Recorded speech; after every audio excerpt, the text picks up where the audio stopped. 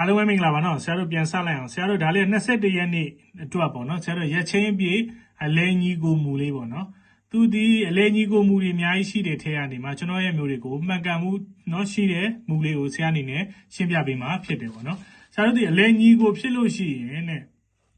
2ရက်အတွင်းမှာ4-9ပတ်ဒီဆင်းကိုဆင်းပေးတယ်ဘာပတ်ဒီလဲ4-9ပတ်ဒီဆင်းပေးတယ်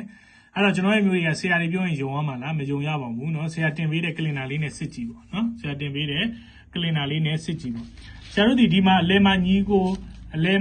ဖြစ်ခဲ့တဲ့အတွက်ကြောင့်မလို့တရက်2ရက်တော်မှာ4-9ဒီဆင်းပေးတယ်အလဲမှာညီကိုဖြစ်လို့တရက်2ရက်တော်မှာ4-9ဒီဆင်းပေးတယ်အလဲမှာညီကိုဖြစ်လို့တရက်2ရက်တော်မှာ4-9ဒီဆင်းပေးတယ်အလဲမှာညီကိုဖြစ်လို့တရက်2ရက်တော်မှာ4-9ဒီဆင်းပေးတယ်အလဲမှာညီကိုဖြစ်လို့တရက်2ရက်တော်မှာ4-9ဒီဆင်းပေးတယ်အလဲမှာညီကိုဖြစ်လို့တရက်2ရက်တော်မှာ4-9ဒီဆင်းပေးတယ်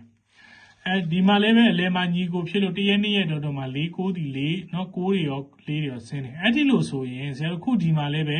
အလဲမှာညီကိုဖြစ်တဲ့အတွက်ကြောင့်မို့ဆရာတို့ဒီမှာ4-9ဒီမဆင်းသေးဘူးဟုတ်လားဒါကြောင့်မလို့ကျွန်တော်ရဲ့မျိုးတွေအားလုံးပဲမနက်ဖြန်ကဒီနေ့ပေါ့နော်ဒီနေ့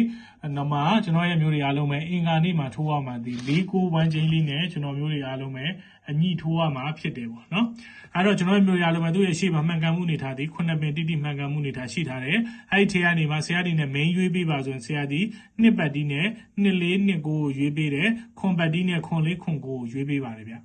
ဟုတ်လားအဲ့တော့ကျွန်တော်ရဲ့မျိုးတွေကအခုဆရာရှင်းပြသွားတာကိုနားလည်လားနားလည်တယ်ဆိုဆရာ comment အောက်မှာနားလည်ပါတယ်ပဲဖြစ်ဖြစ် yes ပဲဖြစ်ဖြစ်မှန်ခဲ့ပေးပါဗျနော်